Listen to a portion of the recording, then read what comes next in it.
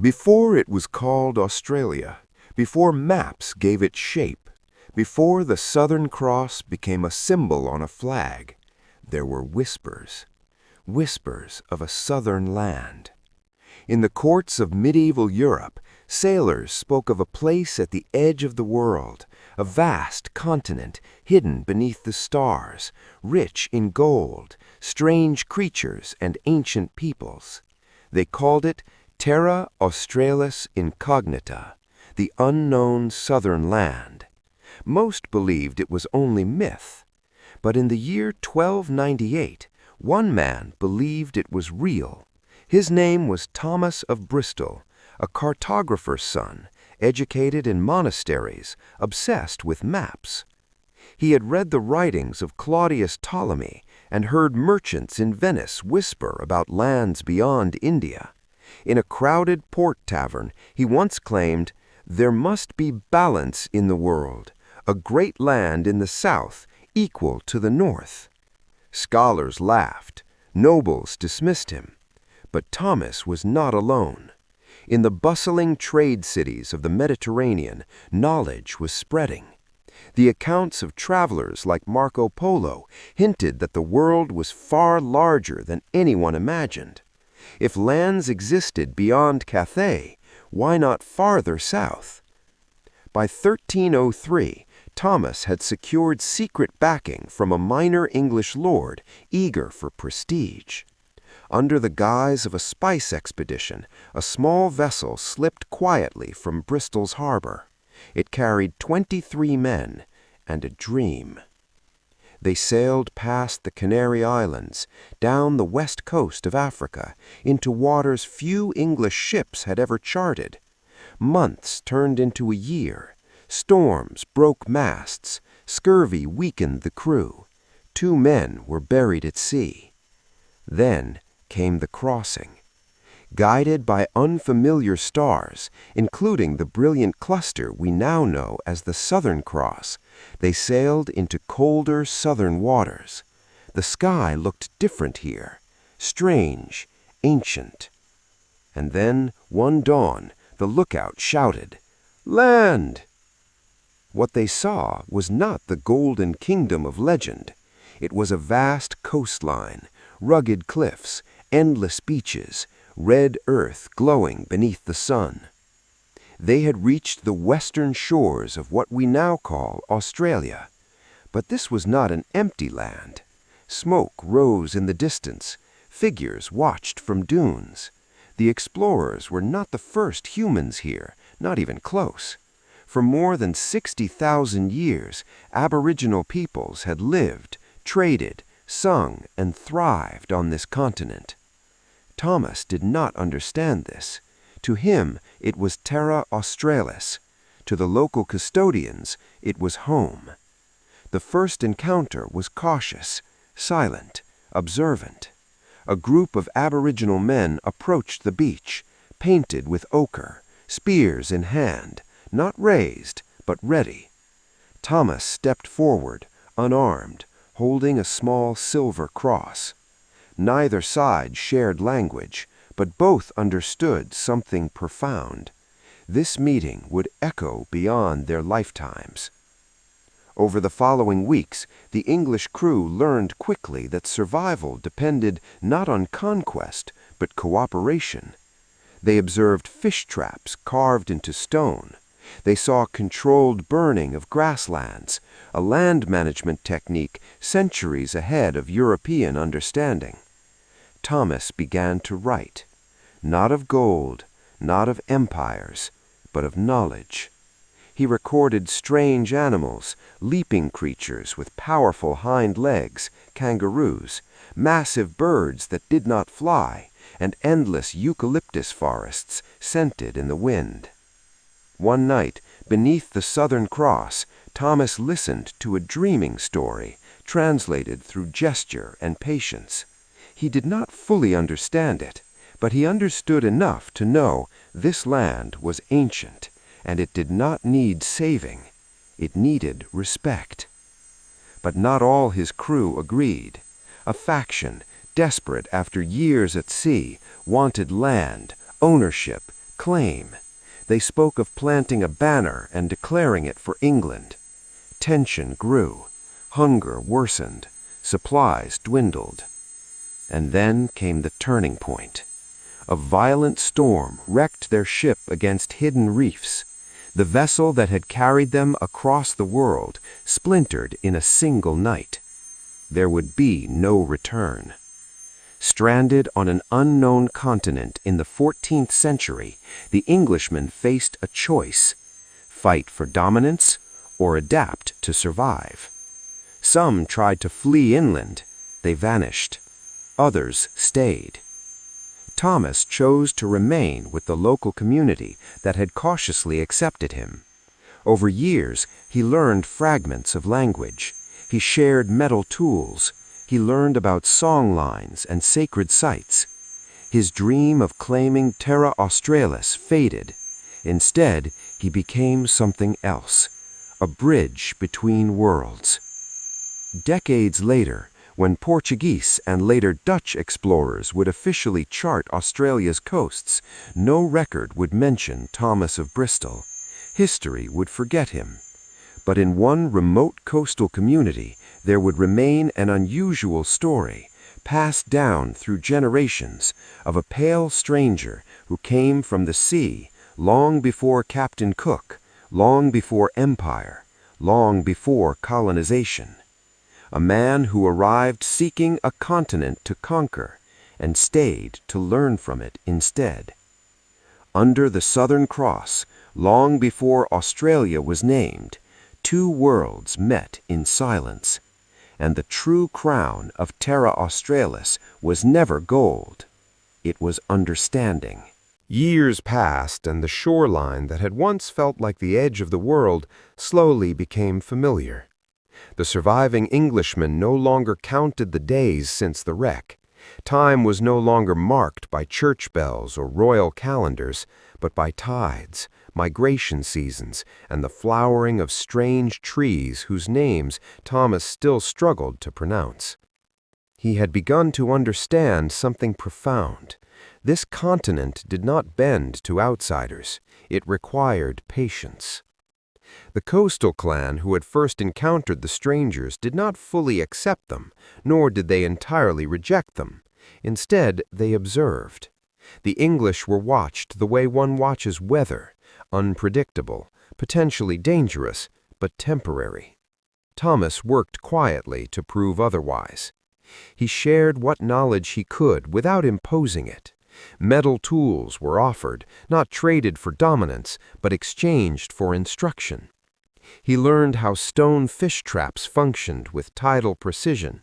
He watched as nets were woven from plant fibers stronger than they appeared. He witnessed ceremonies conducted beneath the vast sky, where stories were sung rather than written. And slowly, something shifted. One evening, as dusk painted the horizon in deep orange, an elder traced a long line in the sand, stretching inland. A path, a song line.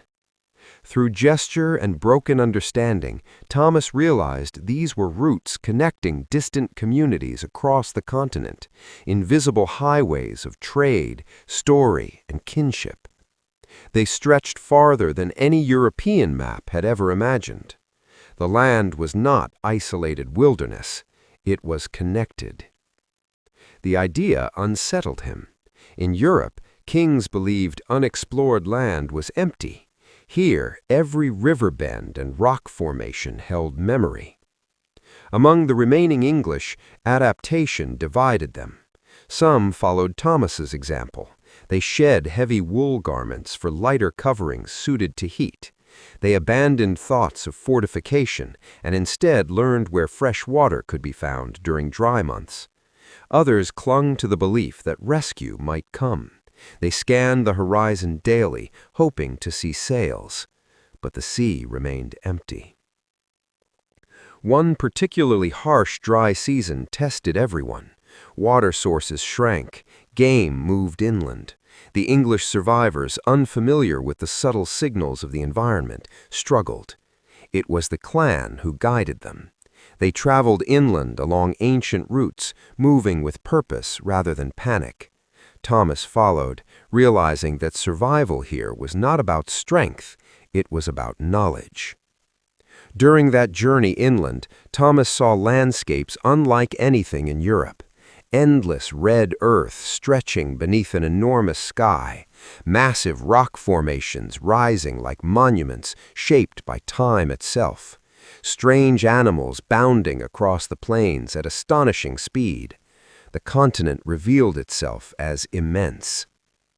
One night, under a canopy of stars brighter than any northern sky, Thomas lay awake listening to distant rhythms, clapsticks, low chanting carried by the wind. He felt, perhaps for the first time, not like an explorer, but like a student. Yet history was moving elsewhere. Far across oceans, European powers were expanding trade routes, refining navigation, and pushing farther east. Mariners from Portugal and later the Netherlands were edging into waters that would eventually brush the northern coasts of this great southern land. Thomas did not know this, but change was inevitable. Back on the western coast, tension resurfaced among the remaining English. A young sailor named William Carter, barely more than a boy when the ship wrecked, had grown restless. He feared being forgotten by his homeland. "We will vanish here," William said one evening. "No one will know we lived." Thomas looked toward the Southern Cross. "Perhaps being known is not the measure of a life," he replied quietly. But William's fear was not unfounded. The English were aging. Years had passed. Their language was softening, shaped by new sounds. Their memories of England blurred. And then came the smoke on the horizon. Not the careful, low-burning fires of land management. This was different, thick, chaotic, rising in columns from the coast far north. Days later, unfamiliar figures appeared along the shoreline. Not from the local clan, not from inland groups Thomas had seen before. These were strangers. They carried different tools, different markings, canoes unlike those of the coastal community. The clan prepared cautiously. Thomas sensed something larger at play. Movement across the continent, networks of communication far older than European diplomacy. The newcomers stayed briefly, trading stories and goods before moving on. Through fragments of translation and observation, Thomas understood that distant coastal regions had seen large foreign ships years earlier, vessels with towering sails, unlike his own lost ship. The southern land was not as untouched by outsiders as he once believed. The world was circling closer.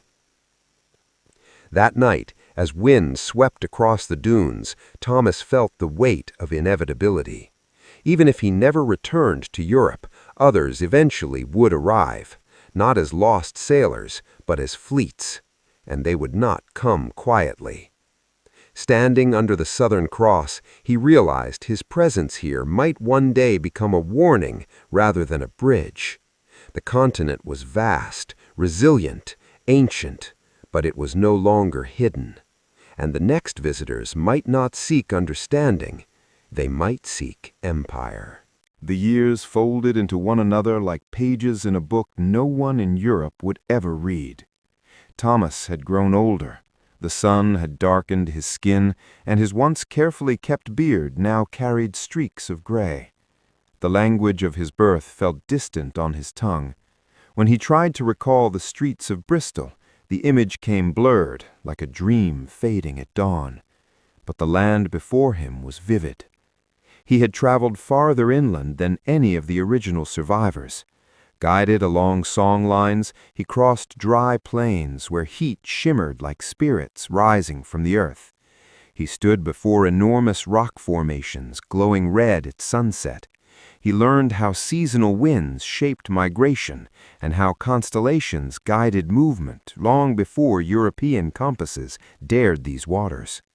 He understood now. This continent did not wait to be discovered. It already knew itself. Among the remaining Englishmen, only 5 were left. Two had fully integrated into coastal life, taking partners, adopting customs, learning stories through patience and humility. One, William Carter, still held on to fragments of England in his speech, but had begun to soften. The others aged quietly, their resistance dissolving not from defeat, but from exhaustion. Thomas no longer thought of return. But fate rarely allows stillness. One afternoon, a young boy from the clan ran toward the shoreline, breathless. Through gestures and urgency, he described something beyond the reef. A vessel, not broken like Thomas's had been, intact, sails high. Thomas's heart pounded. They climbed a dune overlooking the sea. There, on the horizon, he saw it, a ship larger than the one he had sailed on decades earlier, its design unfamiliar, its movement confident. It did not approach the shallow reef where his ship had met its end.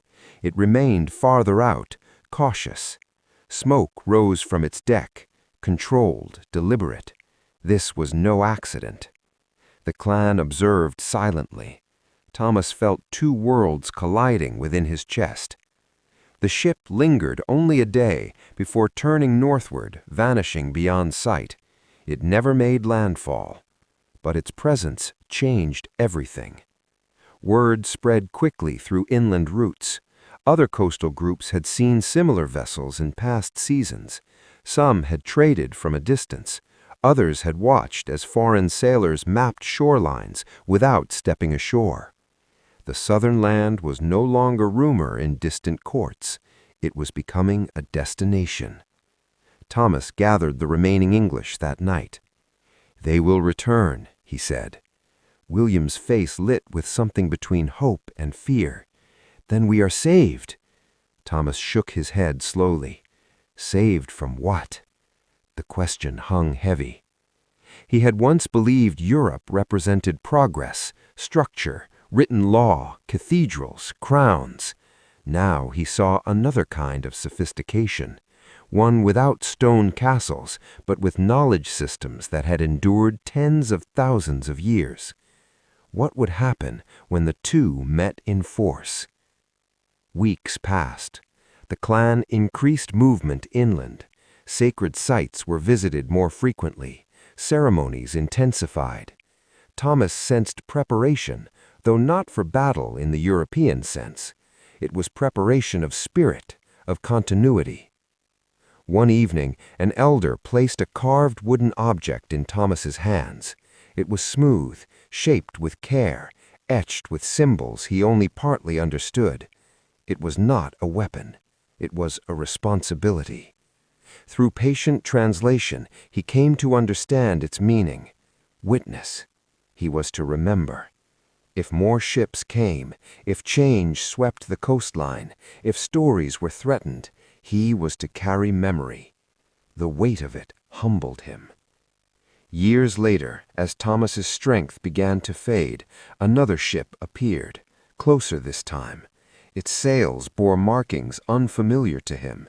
Smaller boats lowered into the water.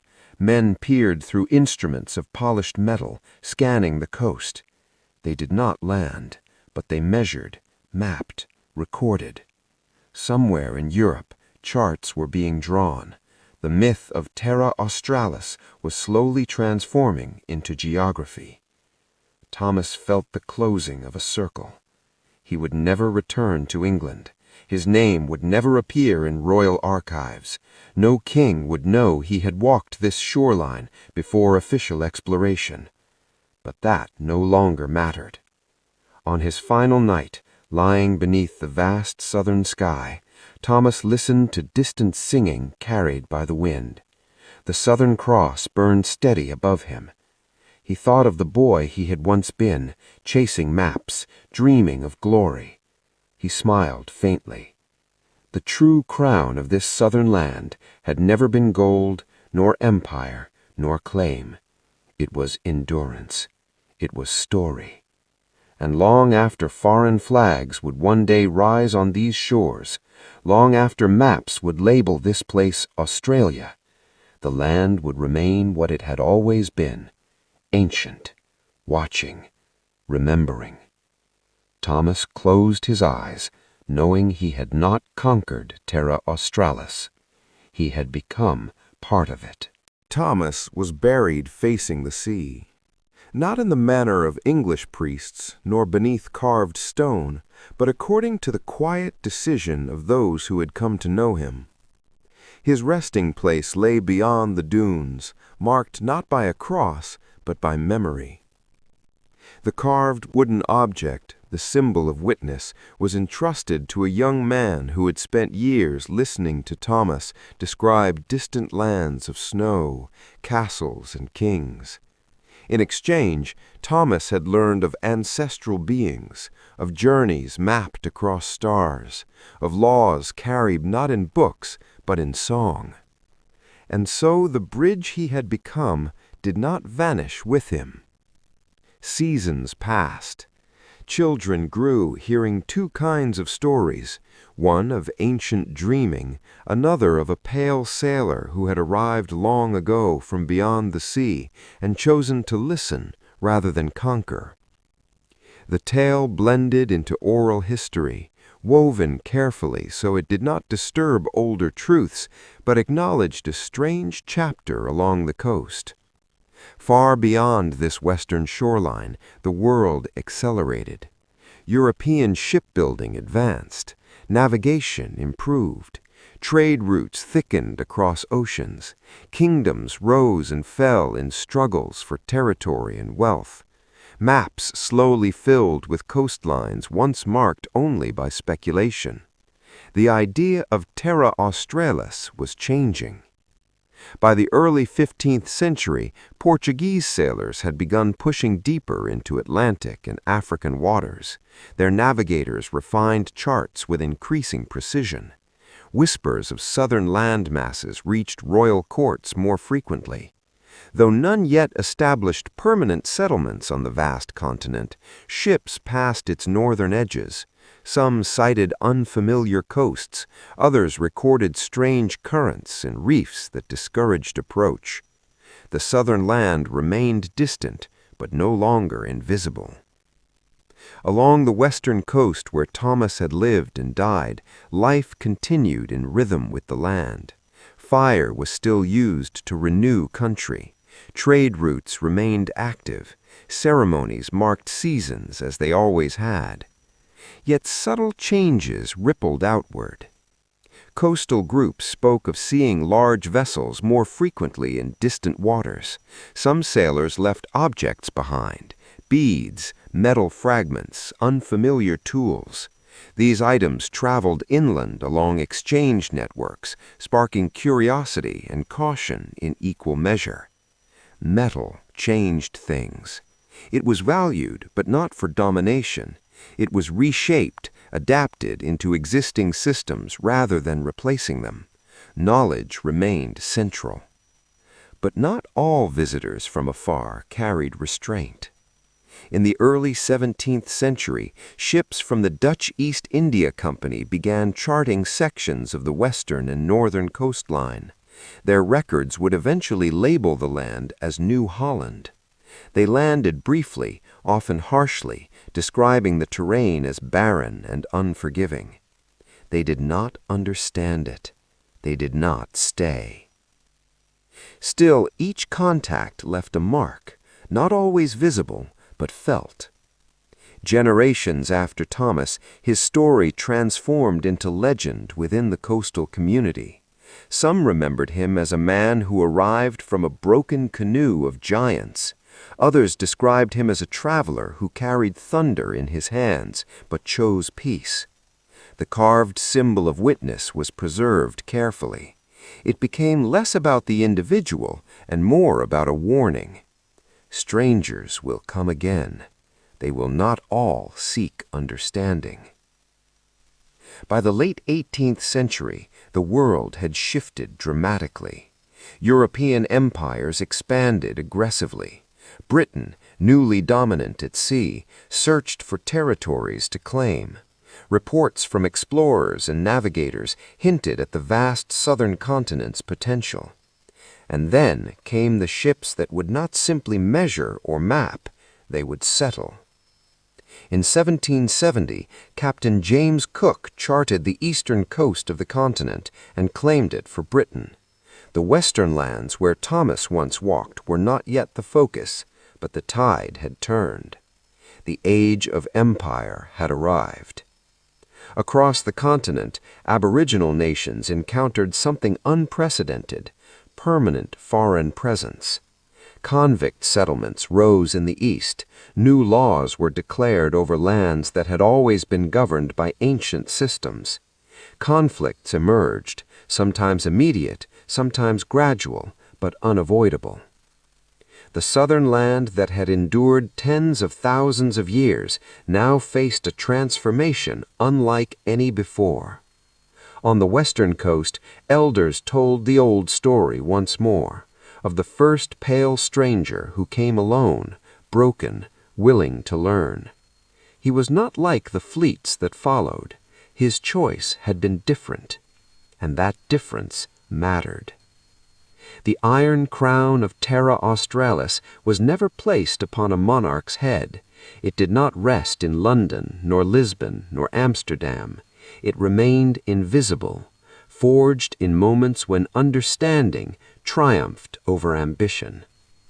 As settlements expanded and Australia slowly formed its colonial identity, fragments of older stories survived in quiet places, carried in ceremony and memory. And beneath the Southern Cross, shining over deserts and coasts alike, the land watched once more as another chapter unfolded, not of myth, but of collision of worlds. The question was no longer whether Terra Australis existed. It was who would define its future. They learned where water could be found when rivers ran dry. They learned which plants healed wounds and which roots were poison. They learned, sometimes reluctantly, that survival in the West required more than European confidence. But reliance did not always lead to respect. As the Swan River colony expanded, misunderstandings hardened into conflict. Livestock wandered across traditional hunting grounds. Crops replaced native vegetation. Sacred spaces were fenced off, measured, renamed. To the settlers, progress was visible. Timber mills, roads, stone buildings rising against the horizon. To the Aboriginal custodians, the land was being reshaped without permission. Tension erupted in scattered violence. Some confrontations were small and local, remembered only in family stories. Others grew into events recorded in colonial documents, often from only one perspective. Fear spread on both sides. Settlers feared attack in an unfamiliar landscape. Aboriginal communities feared erasure of law, of language, of access to country. Yet even amid conflict, there were moments that echoed Thomas's earlier choice. Individuals who listened, farmers who sought guidance before clearing land, interpreters who attempted to bridge worlds. But these moments were fragile against the machinery of empire. Disease, carried unknowingly by newcomers, devastated communities that had no immunity. Populations declined rapidly in some regions. Ancient knowledge holders were lost within a single generation. Still, culture endured. Ceremonies continued in quieter places. Songlines were maintained, even if traveled less openly. Children were taught stories beneath the Southern Cross, as they always had been. By the mid-19th century, the Western colony stabilized economically. Trade increased, infrastructure expanded. Telegraph lines began stitching the vast continent together. News traveled faster than ever before.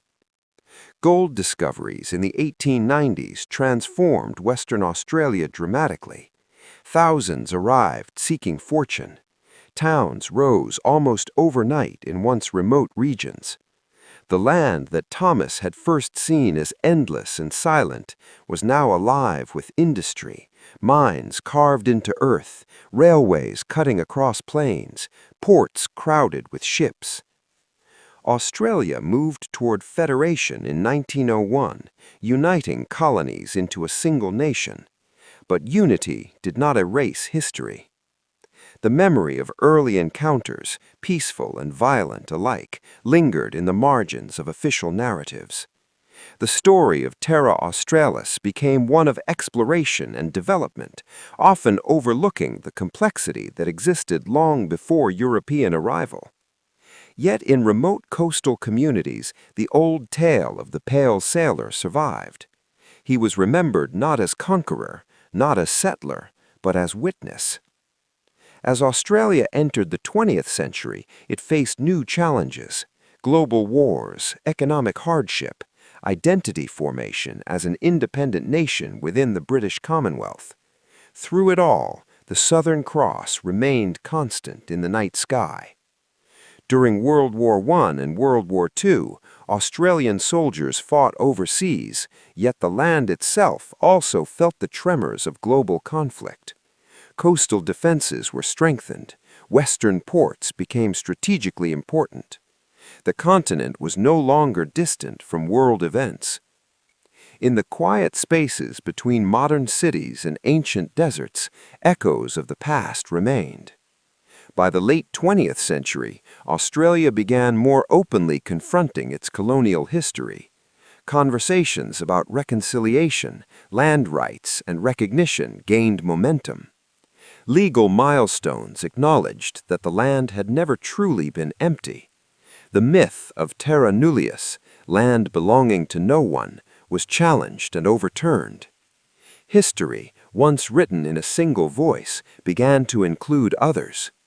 And beneath it all lay a deeper truth stretching back centuries before formal colonization, a reminder that the first meeting between worlds on this coast had not been of empire, but of survival and listening. The iron crown of Terra Australis was never forged in gold fields or placed upon governors. It was forged in choices, choices to dominate, or choices to understand.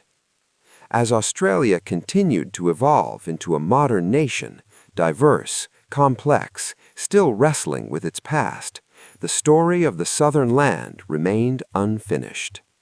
Because every generation must decide what kind of inheritance it will carry forward. And under the Southern Cross, shining across beaches, deserts, and cities alike, the land still waits to see which path is chosen next. The 20th century did not slow the transformation of the southern continent, it accelerated it. Railways stretched deeper into the interior. Ports along the western coast expanded. Cities grew where once there had been only scrub and sand. Industry reshaped shorelines. Wheat belts spread across landscapes that had long been managed through careful fire and seasonal movement. Yet beneath asphalt and steel, older stories remained. World War I sent thousands of Australians across oceans to fight in distant lands. Young men from Perth, Fremantle, and remote towns of Western Australia marched beneath a different sky, carrying with them a new national identity still forming. When they returned, those who did, they carried silence, trauma, and pride in equal measure. World War II brought the conflict closer to home. Japanese submarines operated in Australian waters. Northern towns were bombed. Coastal defenses were reinforced. For the first time since the early colonial period, Australians confronted the reality that their vast continent was not unreachable. The fear that Thomas had once sensed centuries earlier, that powerful fleets would come not to learn but to claim, echoed in a different form. But this time, Australia was no longer a distant outpost of empire. It was a nation. After the war, immigration reshaped the country again. Families from Europe, displaced by devastation, arrived seeking stability. Later, migrants from Asia and beyond added new threads to the national fabric. Languages multiplied in cities. Food, music, and culture blended into something uniquely Australian. Still, in remote regions of Western Australia, elders preserved stories far older than Federation. In the late 20th century, long-suppressed truths began surfacing with greater force. Aboriginal communities demanded recognition of land rights and sovereignty. Decades of activism led to landmark legal decisions that acknowledged native title and overturned the long-standing assumption that the land had been empty at the moment of British claim. The continent's history was being rewritten, not erased, but expanded. Archaeological discoveries pushed human presence on the land back more than 60,000 years. Ancient fish traps, rock art galleries, and ceremonial grounds gained renewed attention. The narrative of Australia shifted from one beginning in 1788 to one stretching deep into prehistoric time. And within that expanded story, the legend of the Pale Sailor endured quietly along the western coast. Historians would never find official proof of Thomas of Bristol. No European archive recorded his disappearance beyond vague mentions of a lost vessel. Maritime logs from the late 13th and early 14th centuries were incomplete, scattered, or destroyed. But oral history did not depend on paper. In one coastal community, a carved wooden artifact, weathered by centuries, remained preserved in ceremony. Its meaning had evolved, but its origin story endured, a stranger who chose respect over conquest. Modern Australia, increasingly aware of its layered identity, began to grapple with questions that echoed Thomas's final reflections. What defines belonging? Is it arrival or relationship? The vast western deserts, once dismissed as empty wasteland, were now recognized as cultural landscapes mapped by songlines invisible to satellite imagery. Scientists collaborated with Aboriginal rangers to manage fire using traditional methods, rediscovering the ecological wisdom long ignored. Universities researched ancient astronomical knowledge embedded in dreaming stories, revealing sophisticated understandings of celestial movement. Under the Southern Cross, the dialogue between worlds continued, no longer in secrecy, but in complexity. Yet the tension between development and preservation remained unresolved. Mining boomed across Western Australia, extracting iron ore and minerals that fueled global economies. Wealth flowed, cities modernized, but sacred sites were sometimes damaged, sparking national debate about heritage and responsibility. The Iron Crown of Terra Australia, if it existed at all, had never been about power. It was about stewardship, and stewardship required memory. As Australia entered the 21st century, climate change introduced new uncertainty. Bushfires intensified, droughts lengthened, floods reshaped communities. The ancient land faced modern pressures unlike any before. In these moments of crisis, many Australians began looking backward for guidance toward indigenous land management practices that had sustained ecosystems for millennia. The continent, it seemed, still had lessons to teach. Thomas's journey, whether recorded in parchment or preserved in story, symbolized a crossroads that Australia continued to face: to dominate or to listen.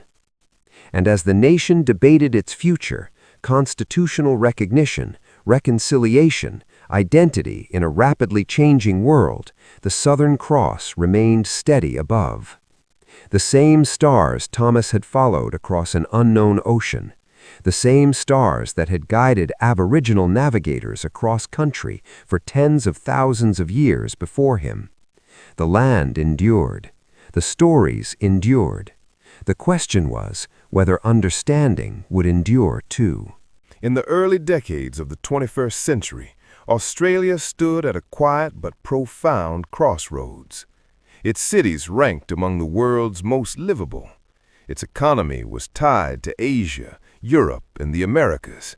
Its beaches and red deserts drew millions from across the globe.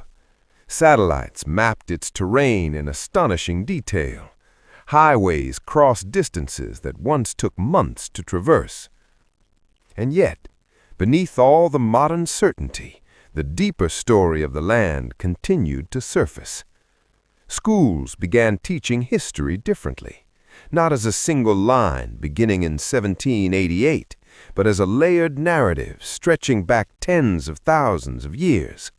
Students learned that the continent had been home to hundreds of nations long before it was named Australia.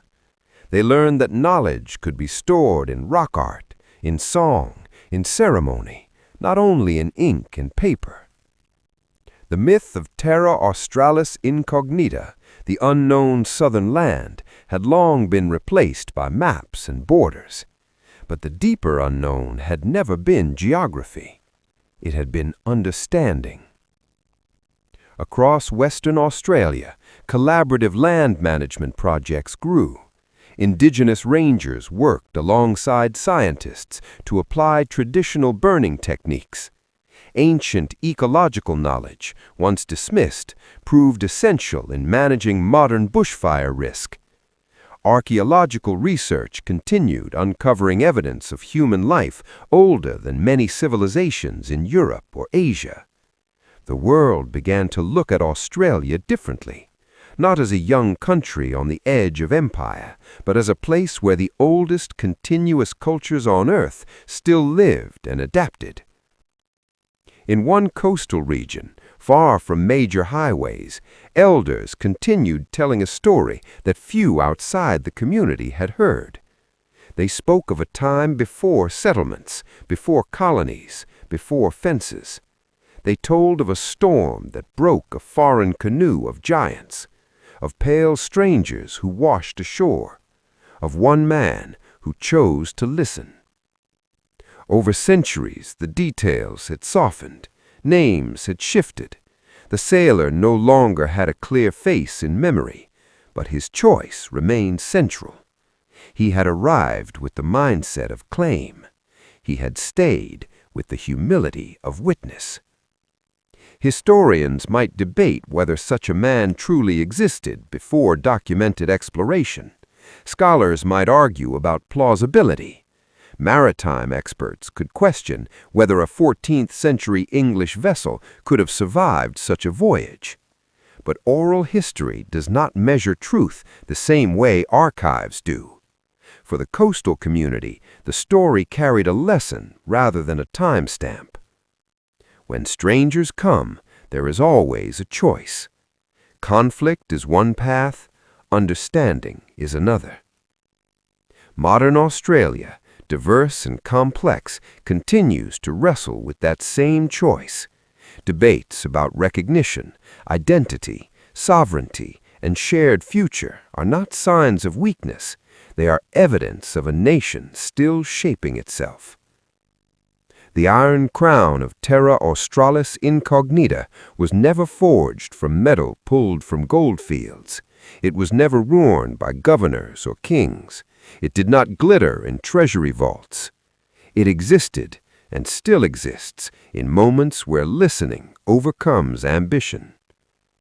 Under the Southern Cross, visible from every corner of the continent on clear nights, the land remains what it has always been: ancient, resilient, watchful. The cities may rise higher. The industries may grow larger. The population may become more diverse.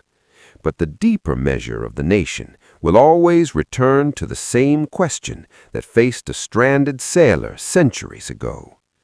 Will Australia define itself by conquest or by connection? Long before it was mapped, long before it was named, long before it was claimed, the southern land already held its crown. Not of iron, not of gold, but of story. And that crown endures.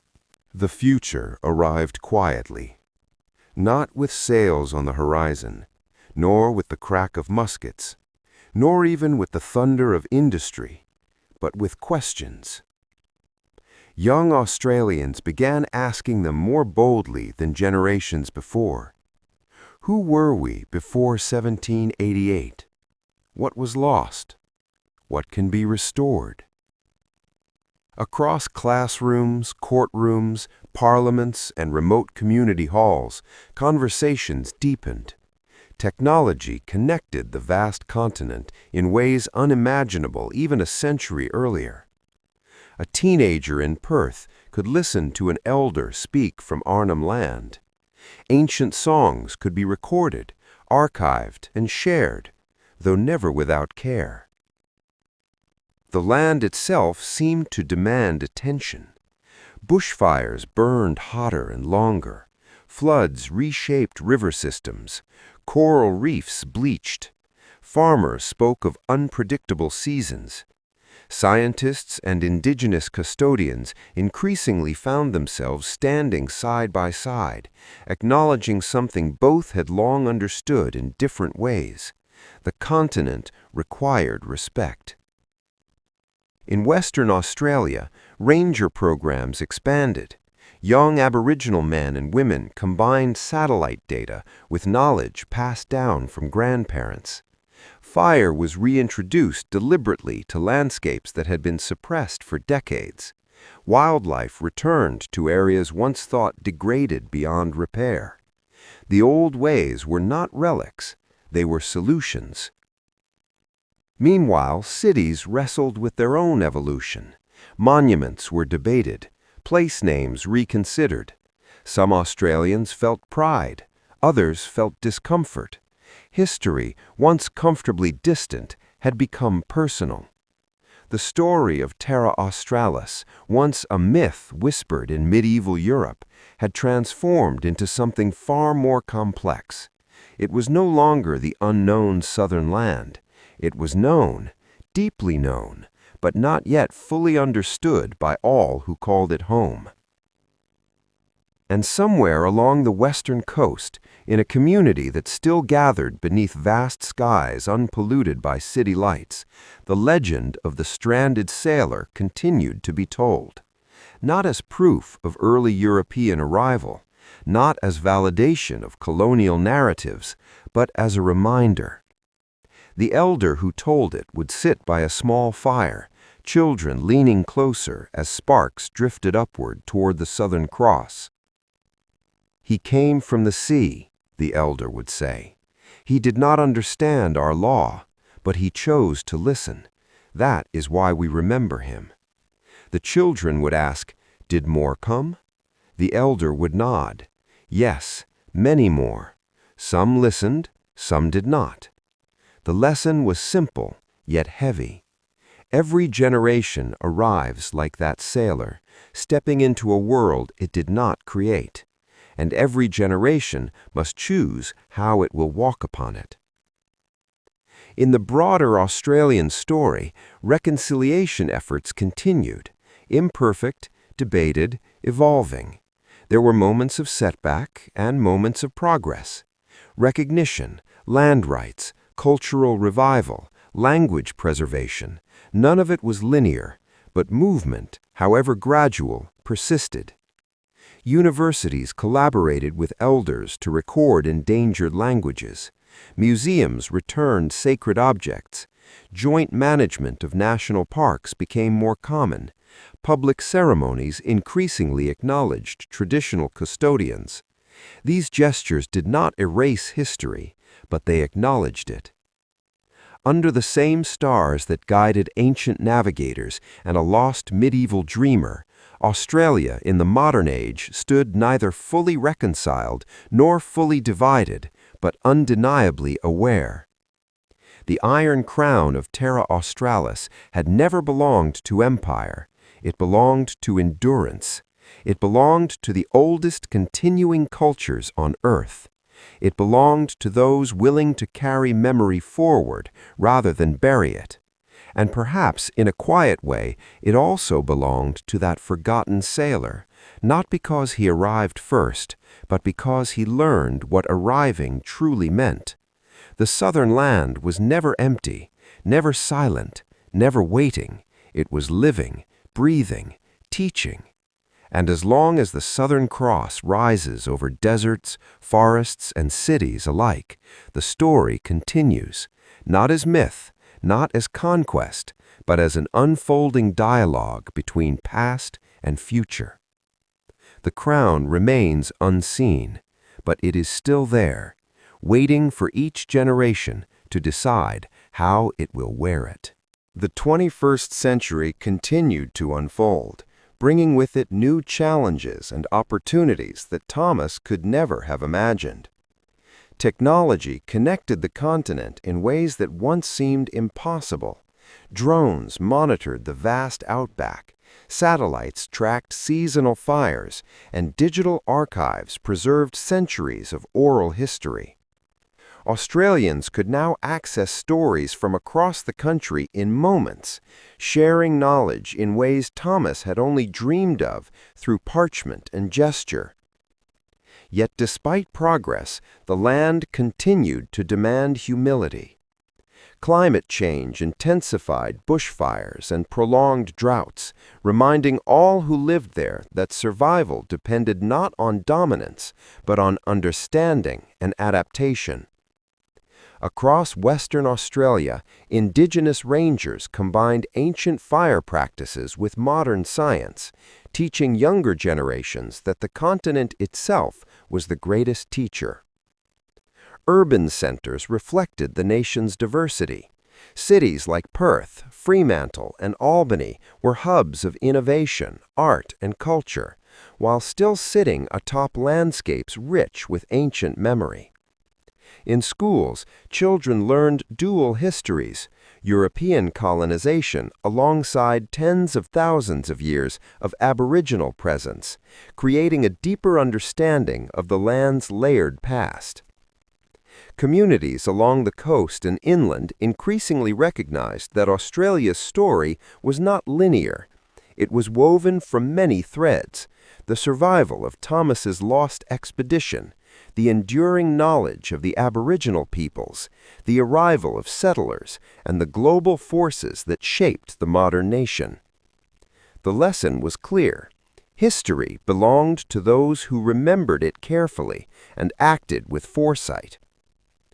In remote Western communities, elders continued to pass down the story of the Pale Sailor. Thomas of Bristol had arrived seeking conquest, but he had stayed to learn. He had become a bridge, a rare example of understanding between two very different worlds. The carved wooden object he left behind, once a personal symbol, now served as a teaching tool. Memory and respect mattered more than claim. As Australia faced ongoing questions about identity, reconciliation, and stewardship of the land, the Southern Cross remained constant above. Its stars reminded all generations that the continent's story was ancient, continuous, and resilient. It was a story shaped not by conquest alone, but by the decisions made by those willing to listen, observe, and adapt. And somewhere along the western coast, in quiet coastal communities under starlit skies, children still gathered around fires to hear the tale. "He came from the sea," an elder would say. "He could have claimed our land, but he chose to understand it. That is why we remember him." The words carried weight because they were more than history, they were guidance, a reminder that every generation, whether facing foreign fleets, colonial expansion, or the pressures of modern life, must choose between domination and understanding. The iron crown of Terra Australis remained unseen, yet powerful. It was not forged of gold or iron, but of story, respect, and continuity. The southern land had always held it, waiting for those capable of carrying its lessons forward. Under the Southern Cross, the dialogue between past and present continued, alive, unbroken, and enduring. The story of Terra Australis was far from over. It would continue as long as people remembered that survival was not about taking from the land, but learning with it. And for every Australian who looked up at the night sky and traced the familiar constellation, that lesson remained clear. The true crown of the continent belonged to understanding, to memory, and to those who listened. The new decade brought fresh challenges and perspectives to the southern land. Australia had become a global player, technologically advanced, culturally diverse, and connected in ways unimaginable to Thomas of Bristol centuries ago. Cities expanded, trade flourished, and education allowed people to explore histories once hidden in the sands of remote coasts. Yet the lessons of the land remained. Fires burned hotter, waters shifted unpredictably, and the ecosystems that had thrived for millennia demanded attentive care. In response, indigenous knowledge, long dismissed by colonial powers, became central to environmental stewardship. Rangers worked alongside scientists to restore balance, blending ancient fire practices with modern conservation techniques. The land itself seemed to acknowledge those who acted with respect. Stories, too, evolved. In schools and communities, children learned of multiple pasts: the vast Aboriginal civilizations, the arrival of early European explorers, and the unknown journeys of figures like Thomas. Oral histories were recorded and shared digitally, allowing the wisdom of coastal and inland communities to reach audiences far beyond their original homelands. On the western shores where Thomas had once walked, his legend persisted. Elders continued to tell of the pale sailor who had arrived from the sea not to conquer, but to listen. The carved wooden object, weathered but preserved, remained a symbol of witness, a reminder that memory and understanding were more valuable than domination. National conversations shifted as well. Debates about constitutional recognition, treaty discussions, and reconciliation highlighted the complexity of Australia's identity. The country faced the ongoing challenge of balancing development with respect for the ancient knowledge embedded in its land and culture. Across deserts, forests, and coasts, the Southern Cross shone steadily, a silent observer of centuries of human endeavor and adaptation. Its stars guided the rangers through fire-swept lands, inspired scientists mapping ecological patterns, and reminded every Australian of the continuum of history stretching far beyond colonial settlement.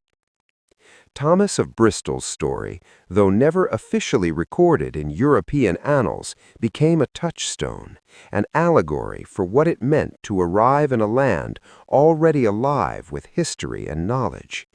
His choice to observe, learn, and integrate instead of imposing himself served as a model for respectful engagement with both the land and its people.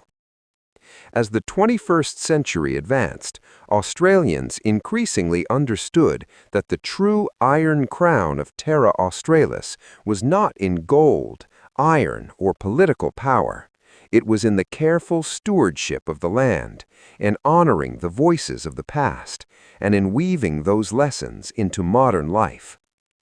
The story of the continent, much like the Southern Cross above, continued, eternal, guiding, and full of promise for those willing to see beyond conquest and embrace understanding. And somewhere along the western coast, under the same vast sky Thomas once saw, children still gather to hear the tale. He came from the sea, the elders say. He could have claimed our land, but he chose to listen. And in that choice, the true crown of Australia shines still.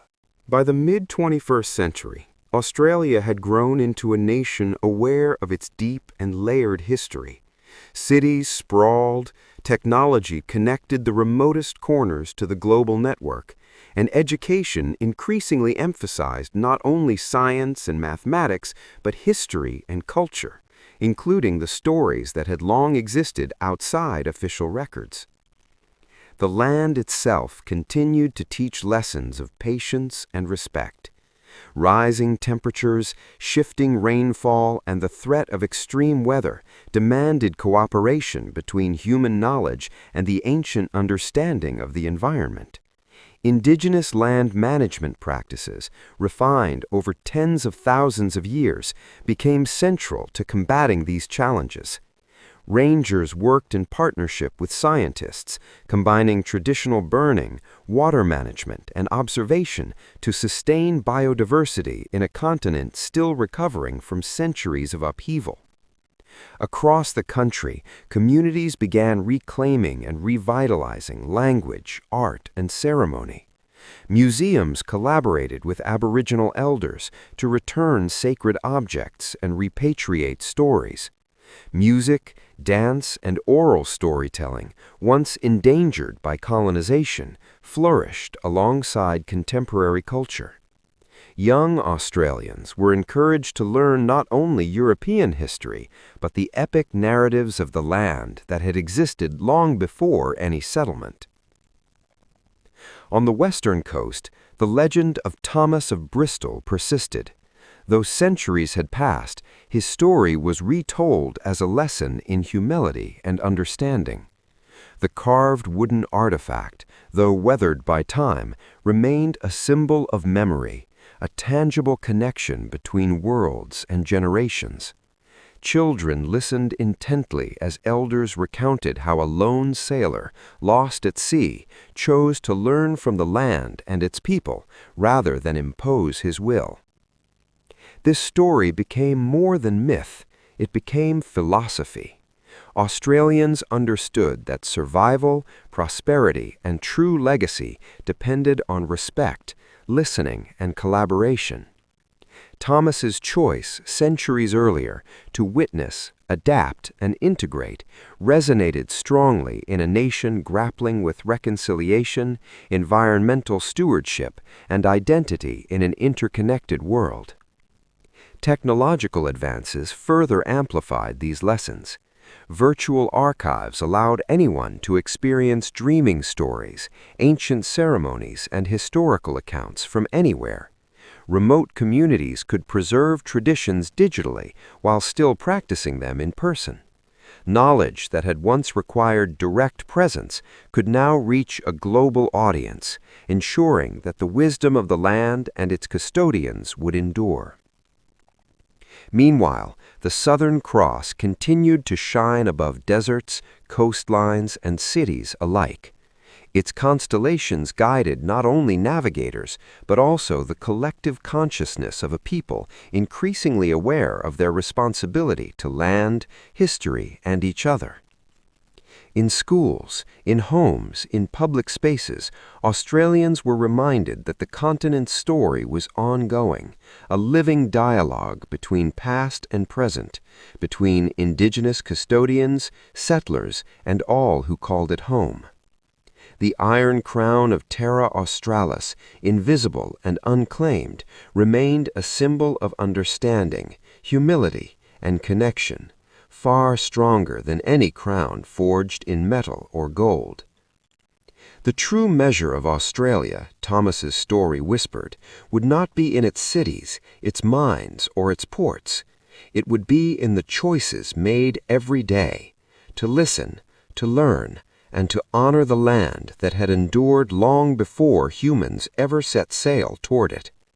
And beneath the Southern Cross, the story continued, endless and alive, a crown of memory, wisdom, and respect, awaiting each generation to wear it wisely.